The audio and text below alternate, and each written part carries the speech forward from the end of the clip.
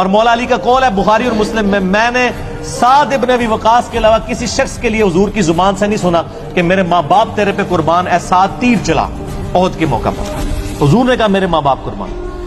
اس شخص سے ایک تابعی آ کے پوچھ رہا ہے کہ کیا آپ نے رسول اللہ سے یہ سنا ہے کہ علی کی میرے ساتھ وہی نسبت ہے جو ہارون کی موسیٰ کے ساتھ؟ تو حضرت سعد کہہ رہے ہیں ہاں میں نے خود سنا ہے۔ تو اب تسلی ہو جانی چاہیے نا، لیکن نہ سر، آل امیہ نے جو زہر گھولا ہوا تھا، ممبروں پہ صبح و شام لعنت ہو رہی تھی، علی پر لعنت، علی سے محبت کرنے والوں پر لعنت، تو سر سعید ابن مسیب بھی لڑکھڑا گیا، اس کو صحابی پہ یقین ہی نہیں آ رہا۔ اچھا وہ پھر دوبارہ پوچھتا ہے کہ سعد کیا واقعی سنی ہے حدیث؟